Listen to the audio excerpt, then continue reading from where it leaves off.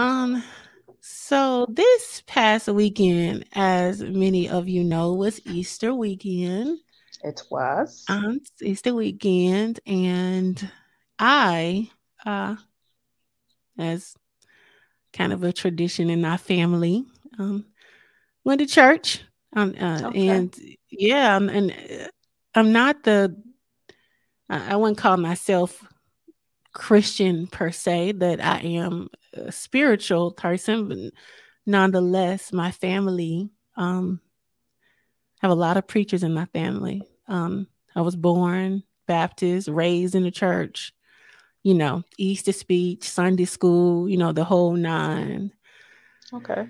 So, that's kind of how I grew up. On Easter. I remember when I was younger, I would my parents would dress me up in these dresses, and we would go to church. We would all have on the same colors.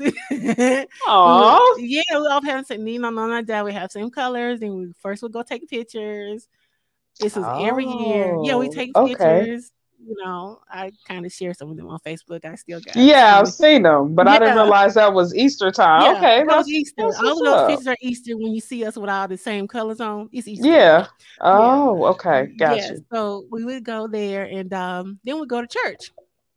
So I ended up going to church this past weekend, and two churches actually. I went to my cousin's, which is the church I was baptized in and a member of. And then I went to my aunt and uncle. My uncle's the pastor of that church. I went to that church to watch the Easter program, right? The Easter program is when the little kids say Easter speeches or whatever. Just in case Oh, you don't okay. know about church lingo, that's what that means. Okay, got you. Yeah, yeah. So when I was sitting in the church, I Mhm. just happened to look around and notice something that when on my way home, I called Vanita to talk to her about. In both churches, when I looked around, I noticed, and this is something that I've always seen growing up, that there are no men in the church. I mean, I mean, none or I just mean, the women overpower the amount of men. it's a handful, and then when I say a handful, the deacon, the preacher, So wait a a minute, you couple saying of there's no men in the congregation?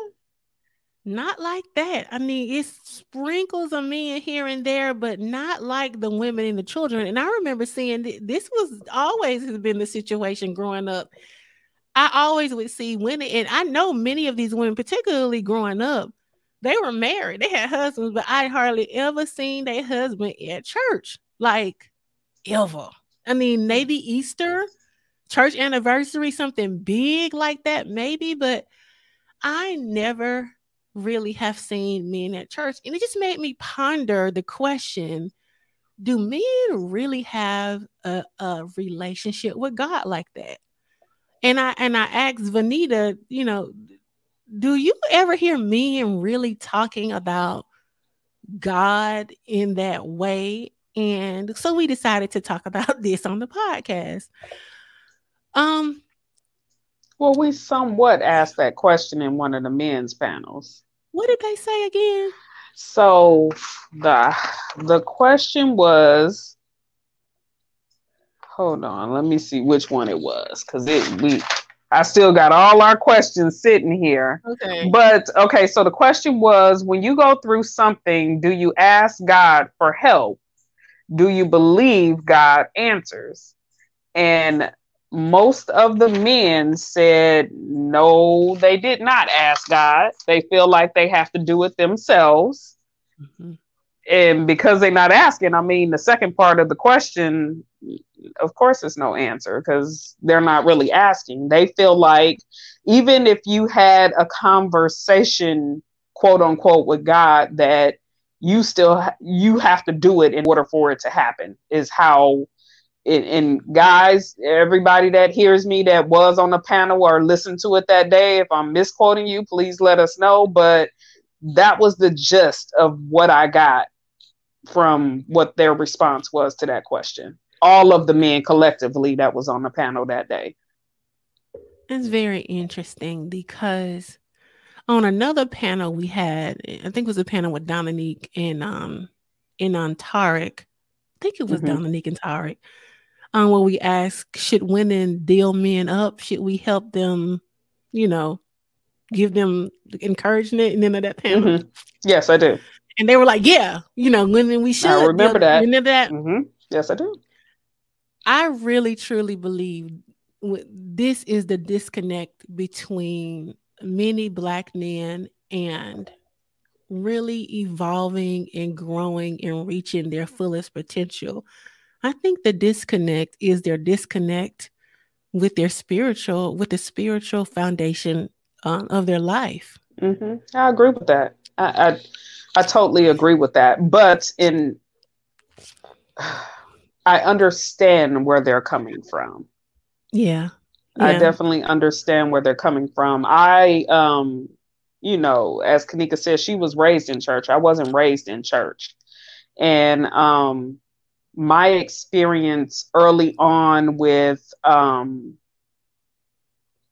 or higher power, whatever you want to call it, I felt like I called out at a young age for my mom and never received an answer.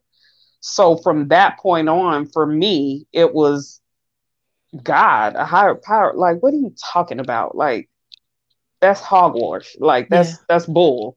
So that was my perception for a very long time until I had my daughter and was going through situations between myself and her father, and us deciding to part ways and everything. And at that point, I literally was like, how am I going to raise this child by myself?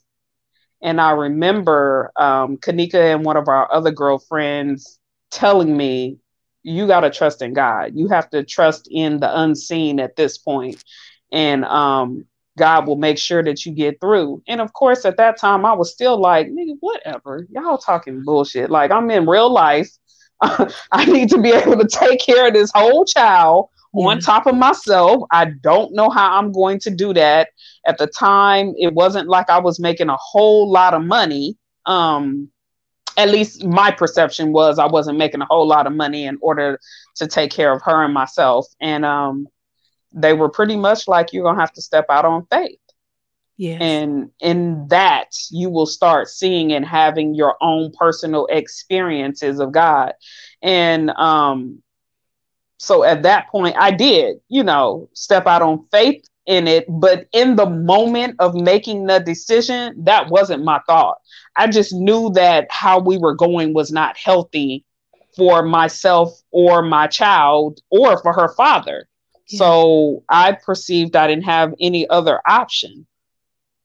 So that's how it kind of played out. And in that, taking that first step, I just so many different revelations started popping up for me, different questions that I had over the years, even regarding my mom and my dad, and just so many things started popping up. And it was like, wow, like, this is insane. Like, how am I getting these answers?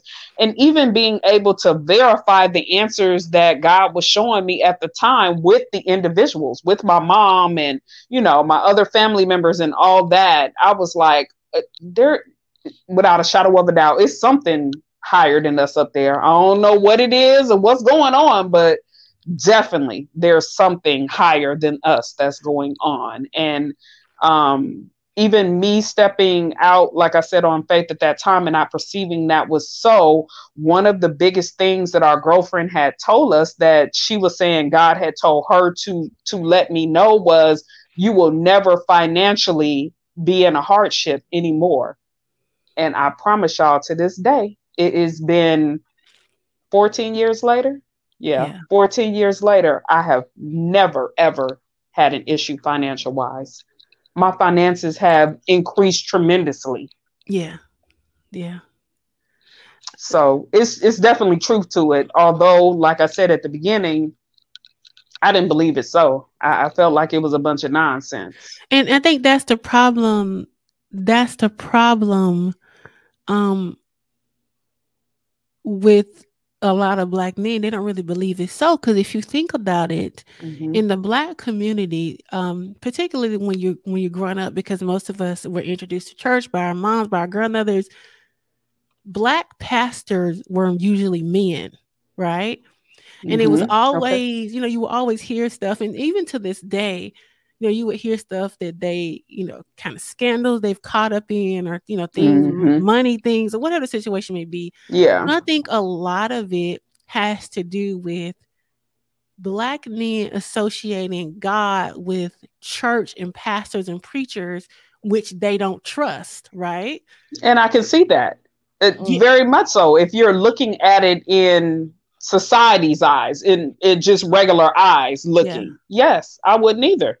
yeah. They don't trust them because, I mean, they look like them, like if Pretty they're much. saying if you're supposed to be a a replication or the connection to God, then why are you behaving like this? Why are you doing this? So I think it cuts almost a connection from what is the most important part of your life, and that's your spiritual foundation. Mm-hmm. I've heard a lot of women, particularly on the Black women side of YouTube, because I listen to panels and I listen to a lot of content creators, and one thing that I hear a lot of women say over and over again is they believe Black men are spiritually bankrupt. They're spiritually bankrupt. I They're can tell that. I mean, we can tell that even emotion wise. And in a lot of our shows, we always say when we're talking about these relationships that men don't want to emotionally connect. But when you cut yourself off, that emotional connection is actually what connects you to a higher power. it is. That is the source of. It And is. they're cutting that off. So that's another way that you can tell a lot of them are not They're connected. not. Yeah, men just in general are raised to live in the ego. Mm-hmm. And when I say the ego, I mean, we, meaning all of us, everybody watching, everybody in the world, we are souls having a human experience, not humans in a soul. So the soul, we're encompassing the soul in this body, right? And so Mm-hmm. the ego is basically how you want or how society perceives you, meaning you're not, you're Black, you're white, you're woman, you're teacher, your mother, you're a lawyer, you're this, you're that, you're smart. All of these that's ego. All of that is labels, it's content, it's how you present in the physical realm. Because remember, we're spirits. We're not from here. Mm-hmm. We're of another place, but we are here. So we use the ego again. Back to and I said this on another show to you guys. Think back to Men in Black when she's explaining that, because it can seem off or you don't understand what she's saying. Just think about the movie Men in Black, because it's exactly what she's saying right now. Yeah. We come down here in whatever lifetime this is, because we have multiple lifetimes as we're evolving through the earthly school, if you will, right? Mm-hmm. It is. So however you decide to come in, whether you decide to come in as a woman, an Asian woman, like we decide to come in as Black women, our ego is how you describe us, how society describes us, how people describe us, how we see ourselves, how we judge ourselves. But none of that is real. You're not that. You're a soul. However, men don't realize for the most part that they are not their ego.